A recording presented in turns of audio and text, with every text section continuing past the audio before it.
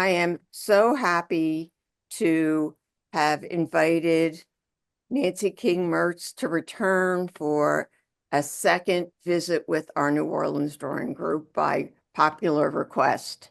She first came to the group to talk to the group in April of 2022, and her energy imbibed everyone present. Her work still continues to have so much vitality through her vibrant color, creative compositions, and variety of subject matters through her wide traveling worldwide, as well as her own backyard. I was lucky enough to be able to go to Umbria, Italy back in, I think it was 19. 2020, right before COVID hit, when she was giving a pastel workshop. She was so gracious, organized, focused on all levels of everyone's expertise, and she brought the group together to take full benefit of that inspiring area through various locales to set up, demo, and instruct.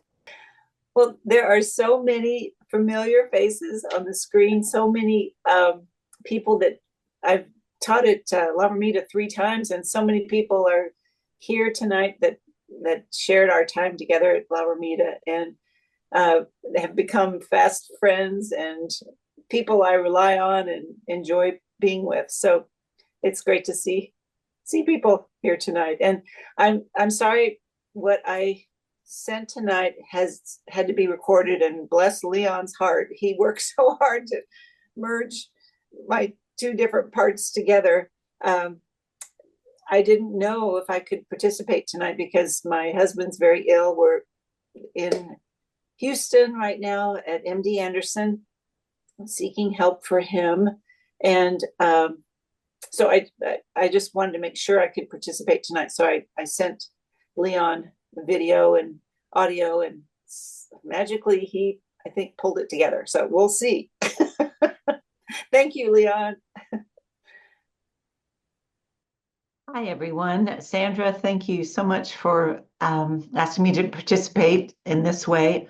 I'm sorry that we're having to use a recording, and it's going to be pretty elementary because I don't usually work from recordings much, just more, face to face and in-person Zooms. But anyway, I'm doing this because we've been called away to Houston for some serious medical treatment for my husband. So I wanted to fulfill my promise to be here on the 30th. And so this is what you get. So I thought I would go through and show you my work from, it was probably starting in the 90s. I've been painting all my life. I started as a child painting. I was painting in oils in high school, a very, very small school. My mom hired a painting instructor from the U of I to help me get started on oil painting. And then while I was in high school, the University of Illinois offered extension classes in the next little town by us. And so I would take extension classes in the summer, and then I had credit when I started as a painting student at the University of Illinois back in the day. So it's all I've studied. Painting is it's been my lifelong career. And met my husband at the U of I, and we married as soon as I graduated, and I went right to grad school, a painting major at Eastern Illinois University, and I taught as a grad assistant and then on faculty, and opened a gallery and frame shop in our small town, which is known for tourism.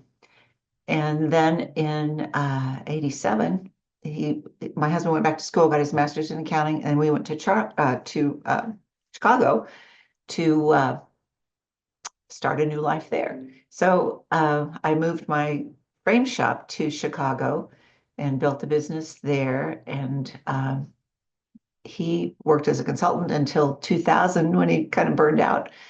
and said, I want to work for you. So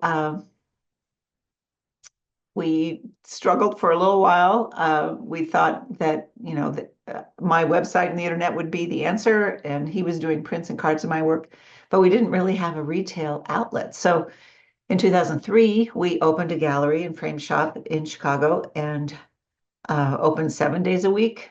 And we owned it for 19 years and sold it to one of our employees so we could move to Rockford, Illinois. I was teaching a lot all over the country and in Europe and traveling a lot. And I wanted to have students come to me a bit. I had experienced wonderful retreats.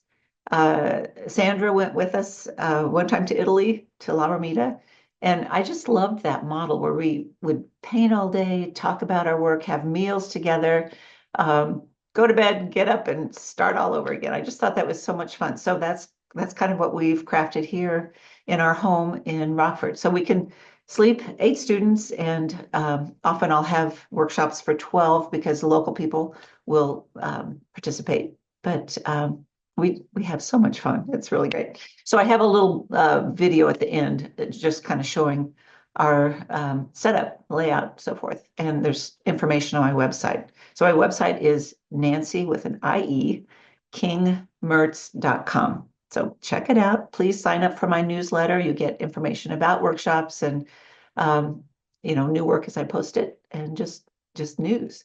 So I will start the video, and Ron started, he photographs my work, and with a really good camera and so forth and so on, it has the lighting right, so forth. He really didn't start doing that until 2000. So some of these earlier paintings are from about that time. So the hundreds of paintings I did before that time, we just have little snapshots of. We don't really have digital imagery of those. So anyway, here we go. All right, so there's my info. So a Master Pastel is for PSA and CPP, and IAPS Master Circle and Eminent Pastelist. And I'm so excited. I'll be teaching for IAPS again next time in 2026. So the Lord willing. So, okay.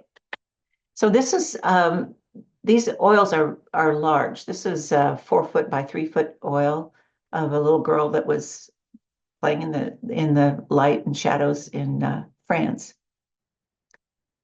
So a looser oil. I think I painted this with a barbecue brush, real long-handled barbecue brush. So it's called Shadow Dancer. And another very large painting of the L. I love, I call it calligraphy in the sky, when structures cut into the negative space of the sky. I think that's fun. I just am always attracted to that, and I'm so attracted to light and shadow. So that kind of governs my choices when I'm looking for a site to paint plein air or looking at my reference photos. And I'm always trying to compose with light and shadow. This is another big oil hat shop in our neighborhood in Chicago. And this is, I can't remember the size, but this one was really big. Went into an office in Chicago.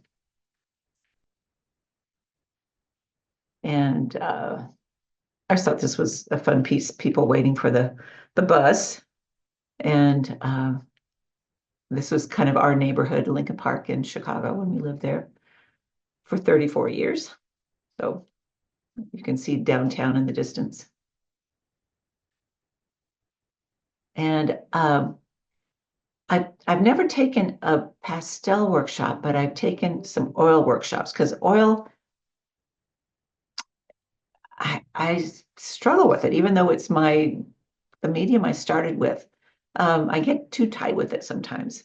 With pastels, I think because you can just grab the color you need and you can make marks and fix it. It's such a versatile medium. I always felt like I was stingy with oil paint. I was afraid to really slather it on or afraid to mix up big pools of oil and then, walk away for a couple of days and come back to a crusty film. So I took a Ken Oster workshop, and he he was like the messiest painter I ever saw. He had these enormous tubes of paint that he sold. They were in like a caulking tube, and you'd used a caulking gun to get them out of the tube. And so he would not let you put out little stingy piles of paint. So we had to squirt out these big gobs of paint. And I didn't do this one in the workshop, but I did it shortly after his workshop. So you can see the paint is pretty darn thick on that one. That was not very big. It's 1620. This is a large commission that was for an office. This was their view out of one end of their office. So they wanted to have this view at the opposite end of their office. And then they had me do that end of the office view to put in the part of the office that saw this part. So anyway, they wanted to share the love with everybody so they could see both ends of the view of downtown Chicago. So, and they wanted black and white. So this was fun. I did a fun little charcoal sketch for them first on canvas and sealed it and so forth. So that was a fun project. But early on, these are older pieces. Two large verticals that have been printed many times. Hospitals have printed them or have used prints of them in various sizes. So I think they're 4 feet high by 2 feet wide, something like that each. So just views of Chicago. And I started experimenting with hummused gator board. So you can see the texture on this one. CTA is the Chicago Transit Authority. And so everybody's always on their phone. So I call it constant texting addiction under the CTA sign. But this is a large one, and I get, a large piece of gator board and squirt the transparent clear gesso on it. And then I squirt in one or more colors of that little acrylic craft paint, and then just swipe it around with like a house painting brush, so kind of a wide brush, and it gives just that great texture. So it's fun to use that technique. You have to let it dry overnight, or you'll kind of cut into the grooves and make a scar. So give that a try. And if anybody has questions about that way to prepare your surface, just send me an email and I'll explain. This is my friend who's the closest barber, very good friend, and has become a very loyal student, painting student. He owned this barbershop that was in our neighborhood in Chicago, and he let me come in one Saturday and paint all day. And I was standing by the appointment board, so when somebody would come in, I'd have to write their name down because they couldn't reach the board to get the next available chair. So that was really a fun day. I did a couple of paintings that day in their barbershop. So it was a great challenge to paint while people were moving and paint the reverse of, the actual people, the reverse being in the mirror. So anyway, it was fun, lots of fun. There's nothing like painting on site. This was painted on site at the museum in Chicago, Museum of Science and Industry. It's called The Great Escape. And I found out recently that those were real elephants, and I was just so sad. But they're real old. So, they got them long before I was on the earth. But anyway, I liked the juxtaposition of the very ancient skeleton with these elephants. So there's a pair of elephants and then this dinosaur. So it's really fun to see those at the museum. And I just hinted at the scale with the figures in the background, two kids and the father, and then just very subtly suggested the architecture in the background because I wanted the dinosaur and the elephants to be the star. This was actually on, I don't think it was the cover, but it was like a full page, I think, advertising one of the art or Pastel 100 competitions in Pastel Journal. So it got a little notice. And a veterinarian bought the painting. So I thought that was pretty cool. This is a painting that I did. I tend to get my camera going when I'm driving under the L, which is probably not a good idea. Take little snapshots. And I just love that calligraphy in the sky. The sky pokes through and leaves great shadows on the road. And this has won some awards, and it generated a video taping with Plein Air Magazine. So Eric Rhodes sells videos of this piece. I did it again for the video taping, but anyway, you can get a video of the start to finish of this piece. It's about an hour and a half long. So, and that's when I'm doing demos and doing plein air, I try to do the piece in about an hour and a half, complete it in an hour and a half, because I want to keep it fresh. And I don't like to go back to pieces much, but if it's really, really big, I do go back to it. But I don't paint really, really big when I'm doing demos or plein air. But probably the max is 1824 for either of those situations. This won the Prix de Pastel in an IAPS online show, kind of in the middle of COVID. So this is, again, the L in Chicago, and I just thought this was a fun format to have the skinny format with the road below and all the action above, and so. And I can't remember the size of this, but it's pretty long. This is Light Commute, again, the L. I just thought the shadows were so interesting with the figures hurrying off to work. And I love the long range depth of the buildings in the distance. So in my workshops, I'm always helping people with perspective and getting their sight line identified, because everything converges to the sight line. So that's kind of a good example. Even the shadows converge to the sight line.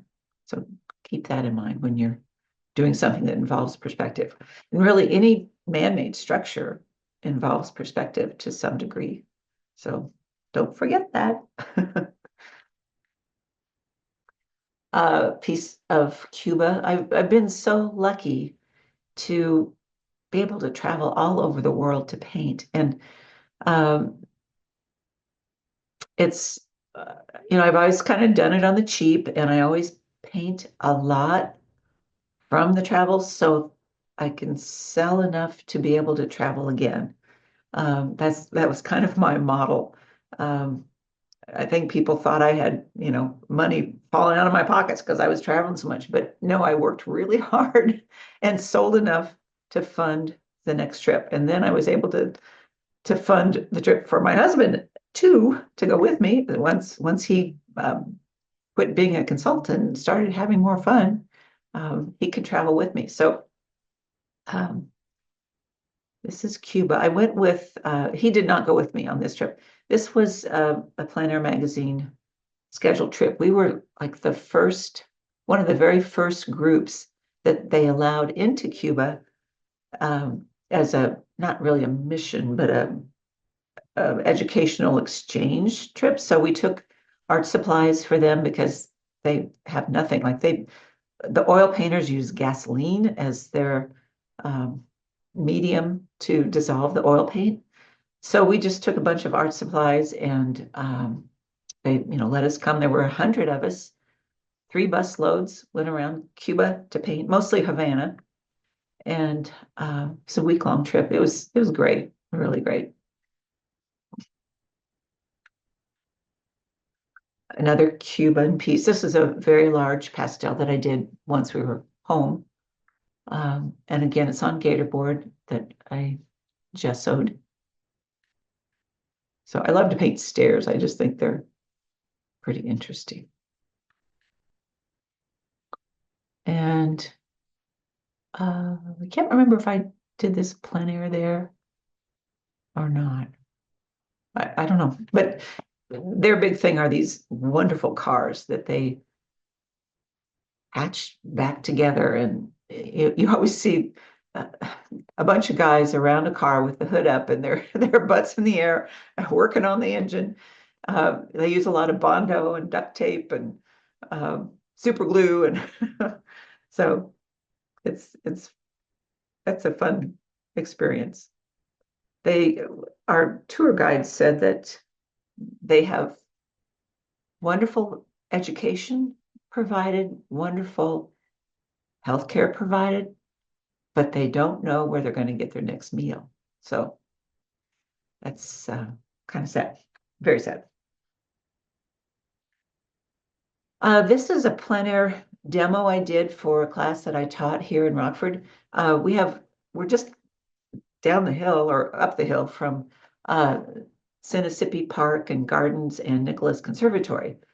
And we often go there when people want to learn how to paint rocks. It's a great place to go for that kind of instruction. This is a fountain coming out of the conservatory into the fabulous gardens they have there.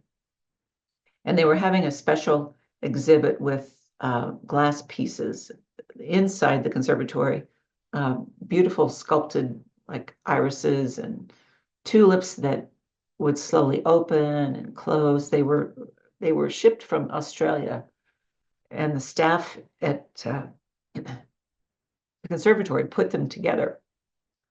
Excuse me. So these were little ones that extended out into the garden that are in that fountain.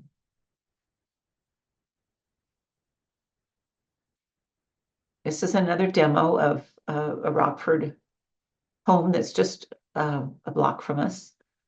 It was built by General Cosper, who was a general in the Civil War. So we're in a historic district, so we have some great old houses around us. And I love the shadow shapes on the building and the mass of the tree. So, I always tell people, simplify. You don't have to put all the branches and twigs and leaves and squirrels in your painting. Simplify into big shapes and then just add bits of highlights and color to help define what's there.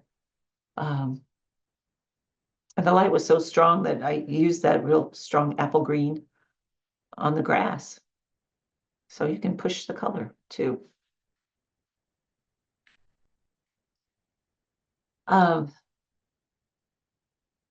Obviously, it's a lily pad. I've done so many lily pads, but every once in a while I like to do them again. So these were, I think in France, I can't remember. It's a 20 by 24 pastel. This was a quick draw from a model. I like to just kind of, block in the whole shape and then go back in and hit with color,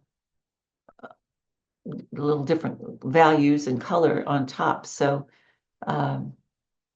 it's very loose, and I like for the figure to kind of blend into the background. So it's not neat and tidy. I like it, to be loose and free and more energetic. This is like an 8x10. It's not very big. This was commissioned by the Park Hyatt Hotel in Chicago. The general manager, who was a good friend, rescued this one-eyed pug, and he named her Parker, and she lived in the lobby of the Park Hyatt, and she would ride the elevator up with clients to their rooms and, show them their room when they checked in. And he's since retired, but last I know, Parker was still managing the Park Hyatt. So this is on the couch there from a photo that I took.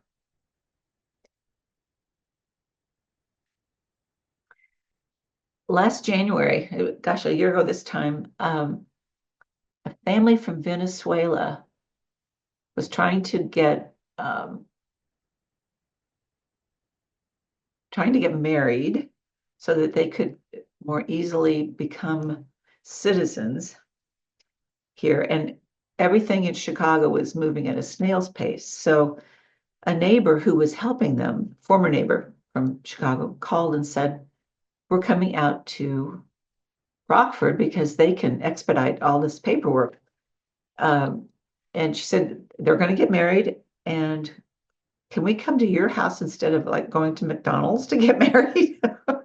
So they came, and we had a little wedding cake ready for them and a little headpiece for their daughter, 4-year-old daughter.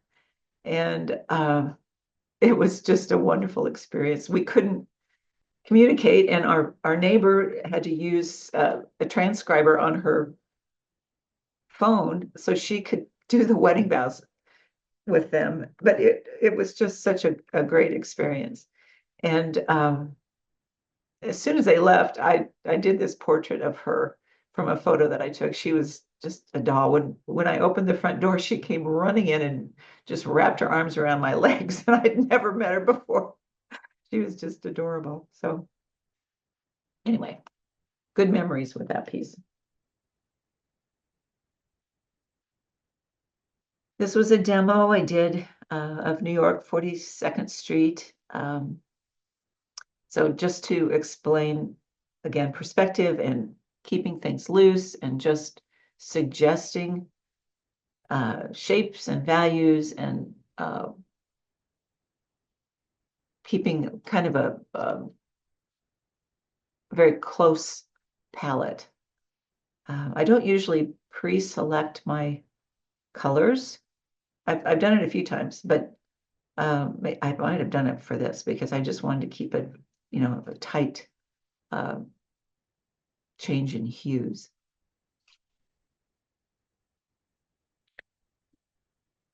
This is another New York piece. It won an award in a show, and the judge said, "Everything about this piece breaks the rules. So don't do this, but this piece is a winner."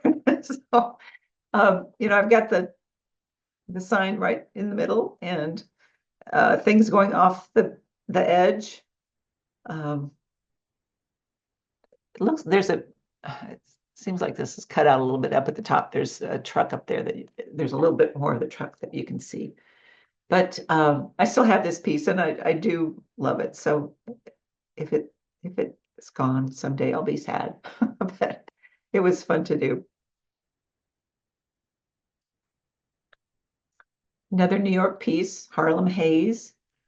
I was up on their L platform to get this reference photo, and it was a misty day.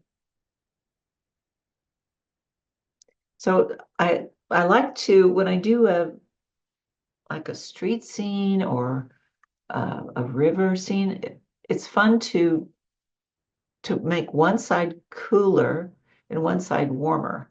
And sometimes naturally the sun does that for you. But you know, rather than using the same hues for both sides of the street or both sides of the river, it's really fun to focus on using your warmer tones for one side and cooler tones for the other.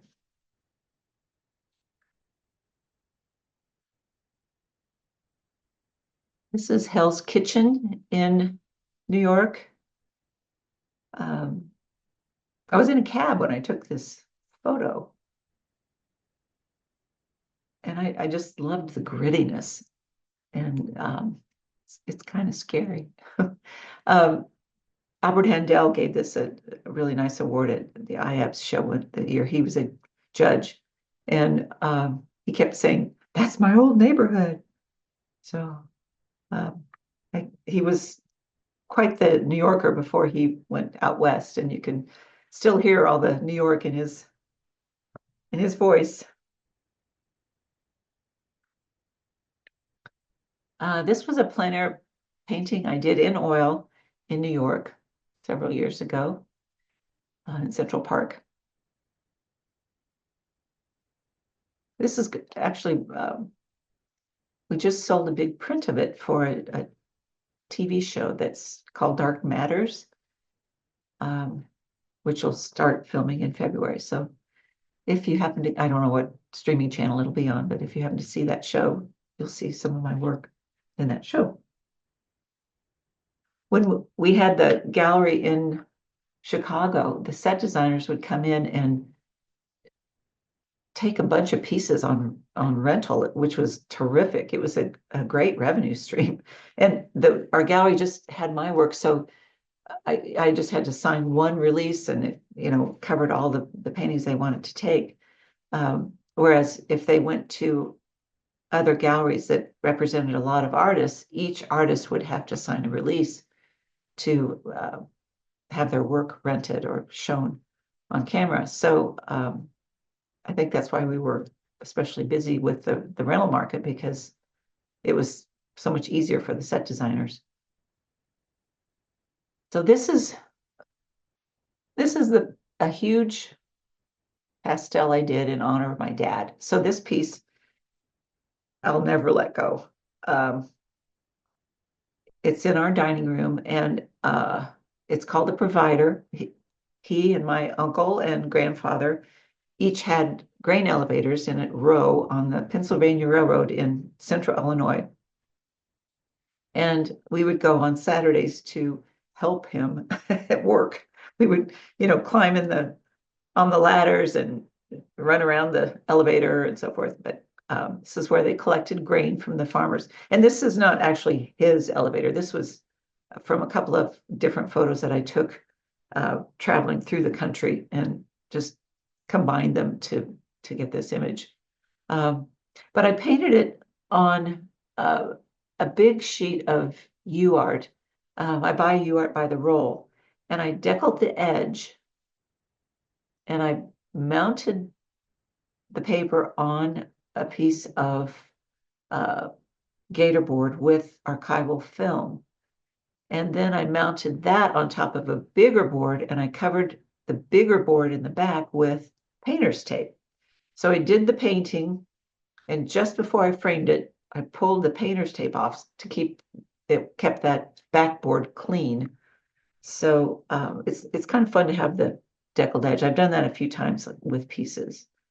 And it's just a nice way to, you know, it floats them, and there's a nice edge that's exposed. So it's kind of fun to do. And this piece has won a number of awards around.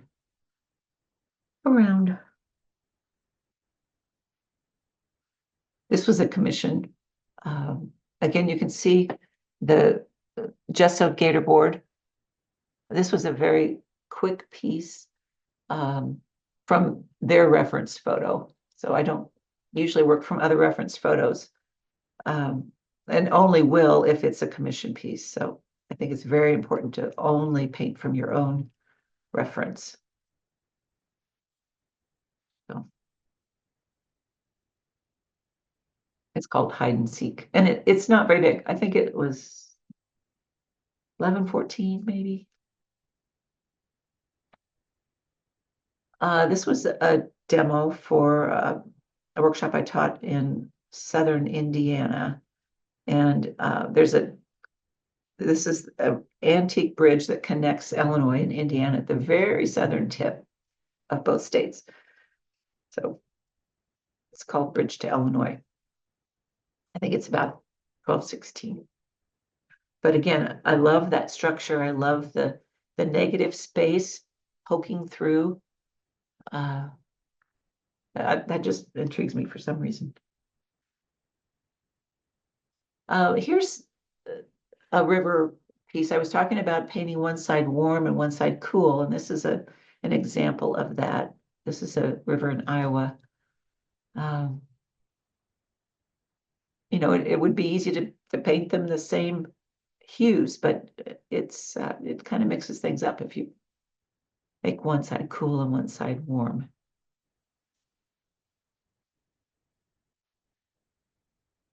And this piece was about 2024.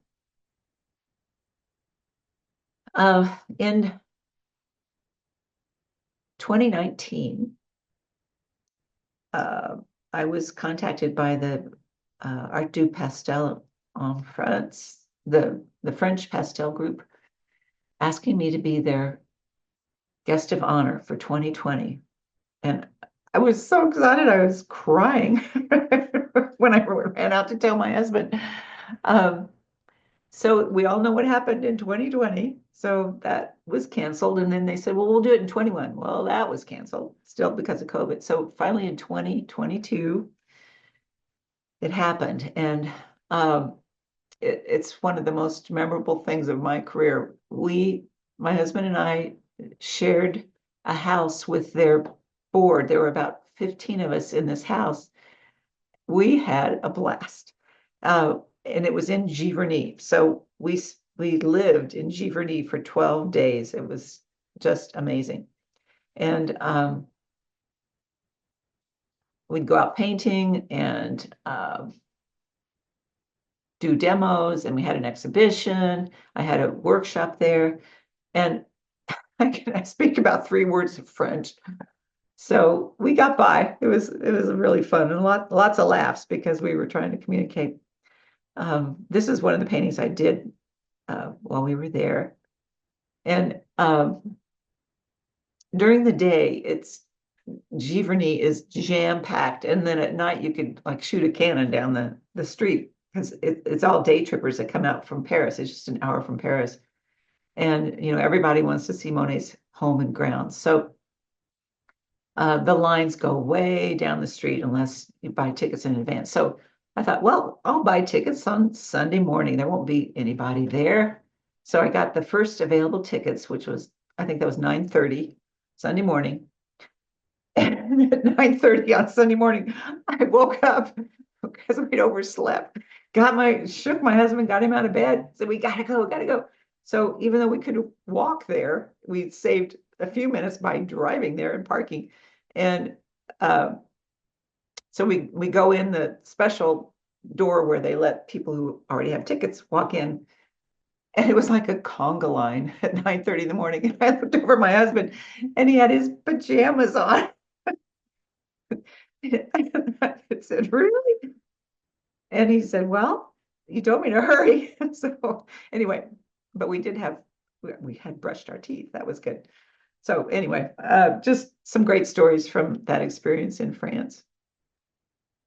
This was the house we stayed in had a barn behind it and a ping pong table up on the second floor. So a lot of people were playing ping pong and I was taking photos. So this is the garret, I called it, or the attic in the barn.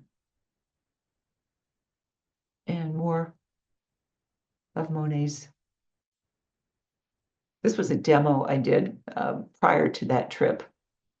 During COVID, I would run Zoom workshops to paint different countries because I have reference photos from 20, 25 different countries that we visited. So we did France and Greece and Scotland and Italy and England, and lots of different places. So this was a demo that I did for the French Zoom. This is also France. During the 2022 trip, we had a few days to just drive around the Normandy area. And this is Rouen. And we walked under the famous clock, and I think I have a slide of that too.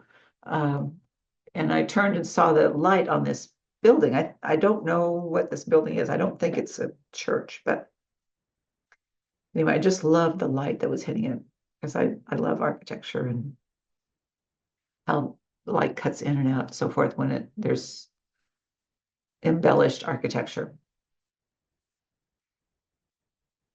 This just won an award at a show in California, and somebody just bought it a couple weeks ago. So happy about that. This is Rouen as well. You can see the clock in the distance. So when I'm explaining to students about pedestrians, we all have a similar sightline unless there's a child or somebody seated. So our heads are about all on the same line, same level, because we all share a similar sightline. It's from the bottom that we get smaller in the distance. So keep that in mind if you're doing pedestrians. And they're on a level surface. If they're on a hill or you're on a hill, that totally changes everything. But if you're all on the flat same plane, your heads are just about the same level. This was painted just before it burned, and it was a demo. I did not stand in front of Notre Dame and paint it. This is a large, well, not large, 1817 pastel. But like the next week, it burned after I did this demo. But I'm so excited to see it again now that it's been rebuilt and totally refurbished inside. It looks gorgeous. So. Now we're into Italy. This was an interesting town, and gosh, I can't remember the name of it, but it has about 5 residents, and it's completely staged. I think they have lots of tourists there, but it's slowly eroding. It's like on the pinnacle of a sandstone peak, and it just is slowly going away. I think that's why people don't live there. And you have to walk about a mile on a bridge from solid ground to this peak to get to this town. But it's beautiful. It's like somebody that does sets for a set designer for movies or something must have come in and designed it. So, and this is an oil, and an older oil. This is a piece I did recently. We were in Venice in May and back to La Romita in Umbria into June. And as soon as we got back, I did this piece. I just love St. Mark's Square. And, there's so much detail on the building, but I simplified it tremendously, and it just little shifts of value in that building. So, this was a demo of another Italian spot in Spoleto, not plein air. It was a demo I did for a workshop in Tucson, talking about steps and balustrades and how you can just simplify those shapes. You don't have to meticulously draw out all those little sculptural components of a building. Just shift the value a little and indicate things are there without driving yourself crazy.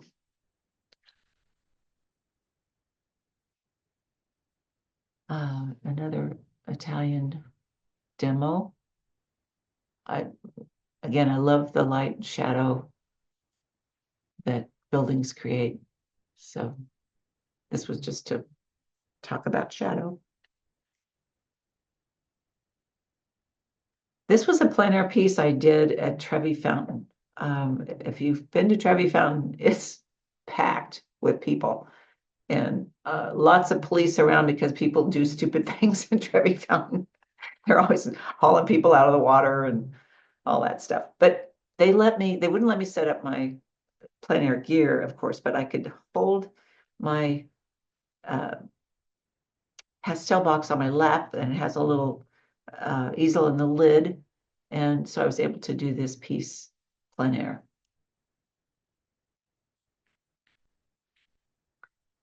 This was a plein air piece I did in Sicily. We found a little fishing village, Marsala, I think is the name of it, the northwestern part of Sicily. To paint this, it was I think about 16 or 18 square.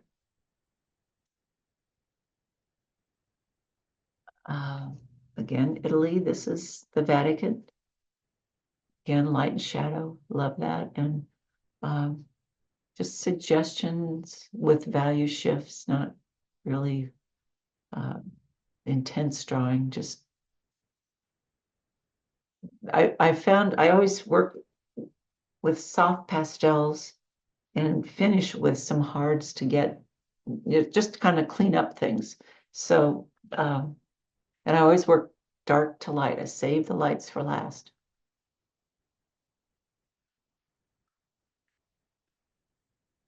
Salute in the morning. So this is a cathedral in Venice, and this is a plein air piece.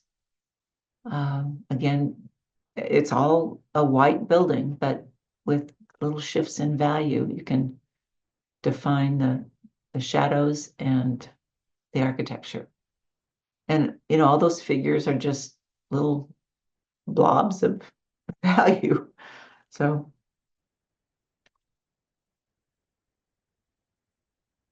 this is my husband coming up the steps in a place we stayed, a little villa we stayed in Tuscany.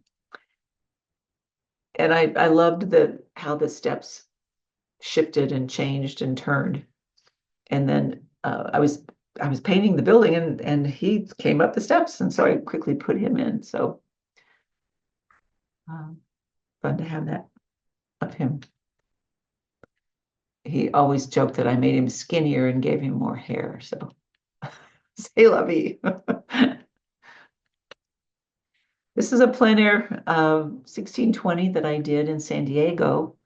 We were there for a wedding and for several days, so I had lots of time to paint and get acquainted with San Diego. So painted this on pastel board. Oh gosh, ampersand. Pastel board. So the gray, you can see there's a lot of it's untouched. The gray is showing through. So I let the background be the positive space and painted around the background with the negative space, which would be the sky and so forth. So this was a fun piece to do.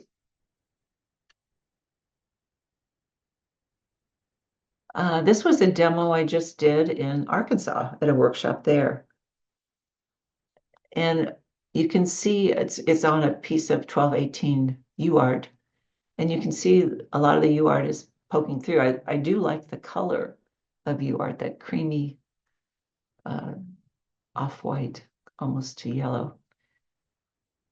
So when I get the darks in, I use denatured alcohol, and if it's a architectural piece, I'll be very intent on keeping the alcohol brush vertical so that, you know, I get my verticals like soldiers straight up and down, and then I'll reinforce the perspective sometimes by dragging the brush in the direction of the perspective. So that becomes my underpainting, and in many ways, it's a full-scale no-tan that I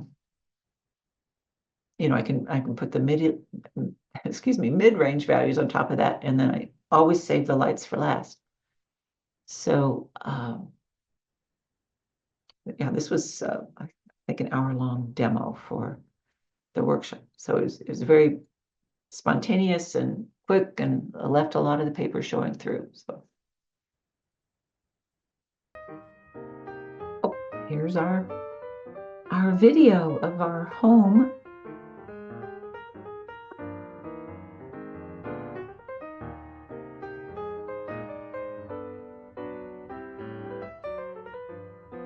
So we wanted to do this learning center. People could stay, and we couldn't, there's no way we could afford to do it in Chicago. So we came out here when the market was really great, and that was in 21. And we just love it here. And we've been so embraced by the community, and there's lots to do here. Good restaurants, wonderful parks. So there's just a lot of activity, and it was so crowded and so hard to get anywhere in Chicago. We weren't doing much, but here we do a lot of things, a lot of activities. So anyway, so come check us out someday.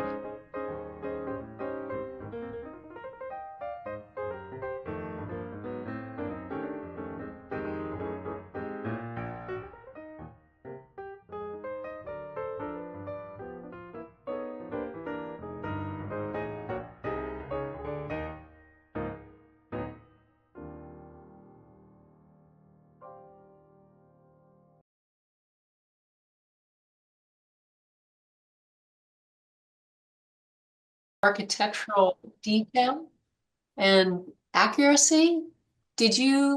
How did you, I guess, learn that? That all just natural ability and self-taught focus? Well, I'm not self-taught really, because my undergrad degree was in painting at the University of Illinois, and then I went right into grad school and got my master's in painting, and I taught on the college level for as a grad assistant, and then a year and a half on faculty. And I've just always painted all my life. So it's just, doing thousands of paintings, I think is kind of my reason for being able to capture things pretty quickly. A lot of plein air painting. It really helps you see color, and it helps you make decisions quickly. You got to get the drawing right. With pastels, I do a quick tick mark. I call it a tick mark map with charcoal, and then I put in the darks and wash those in. So I have like a full scale no tan, and as soon as that dries, I can go in with the mid-range values and then lights at the end. So with it, that's the same process with oil painting. You work dark to light. So these 10 days Ron's been in the hospital, I've been working in watercolor, which I haven't done in years, and it's exactly opposite. So it's so hard to work light to dark for me, because I'm so used to working dark to light. So I didn't show you my painting from tonight because it really is awful. The model, because I was working in watercolor. So I missed my pastels. Yeah, it was. Well, I feel for you at MD Anderson. I know that's a lot. Spent some time there myself. My husband was sick. My husband was sick way back a while ago. So yeah, it's a great hospital, great treatment center.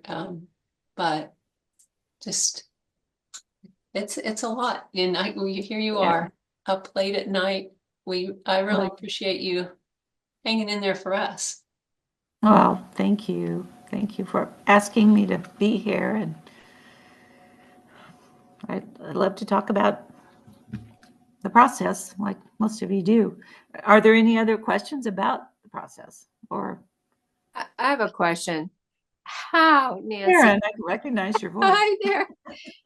How, aside from your talent, do you keep those L tracks, the composition? How do you keep those? When I look at it, it's so hard. It's just like, to me, it's just like a confusing bunch of iron, and you put it, you bring it together. So how do you keep in doing steps? Do you count?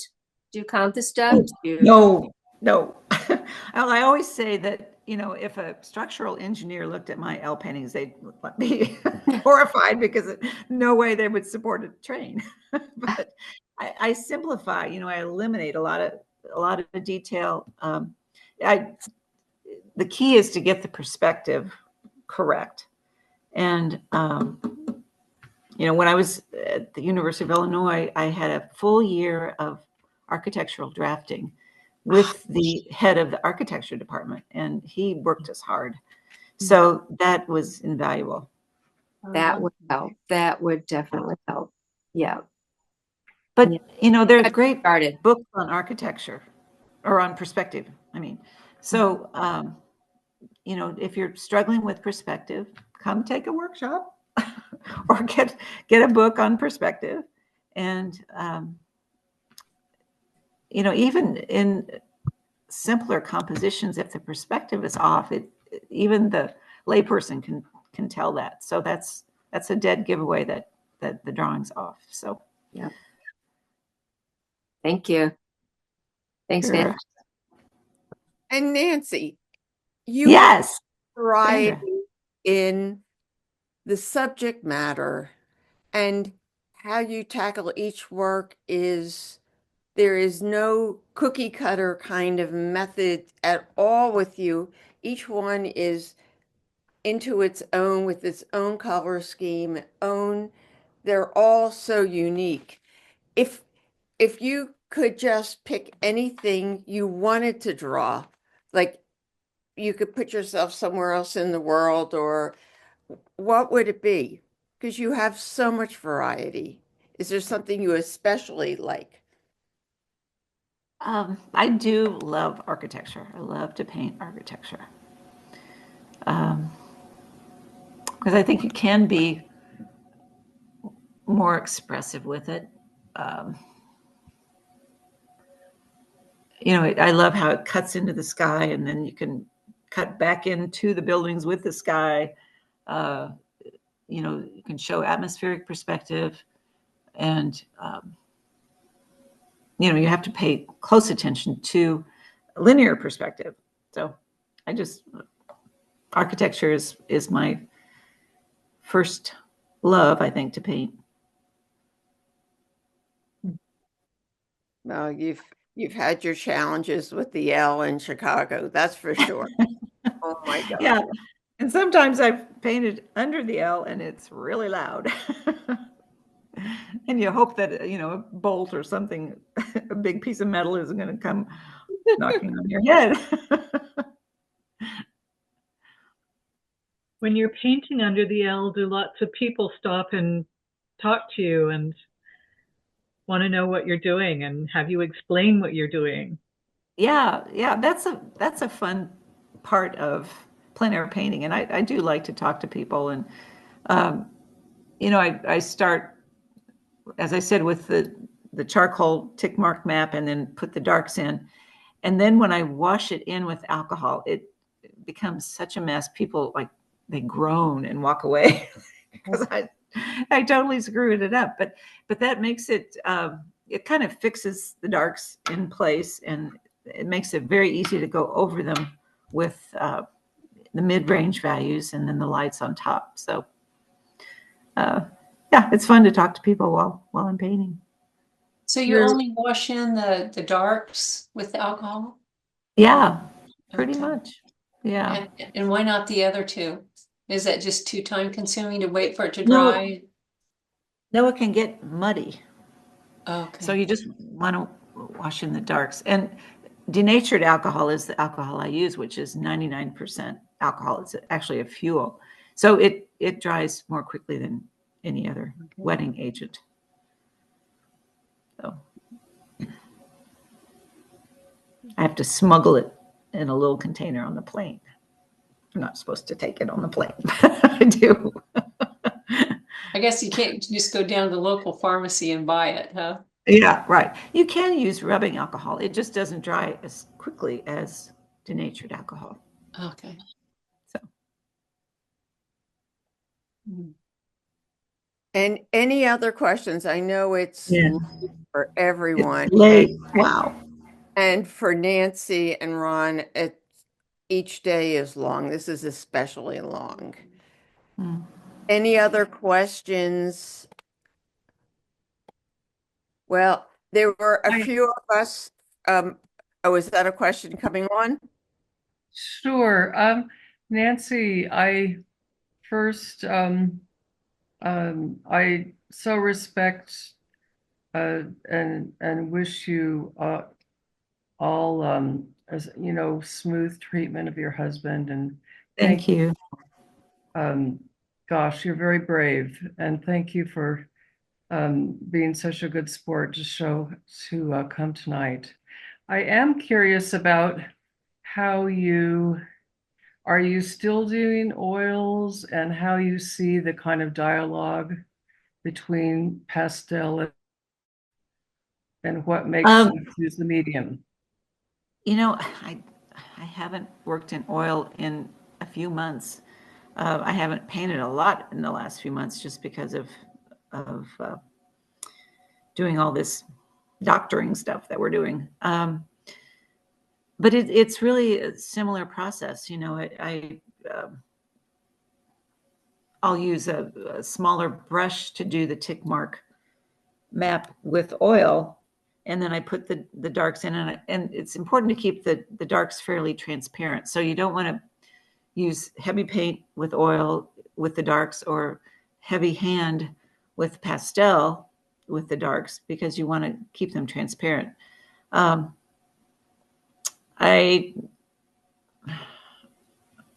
I paint with oil and I'm at the dark phase, I'm pretty loose with it, and I try to use.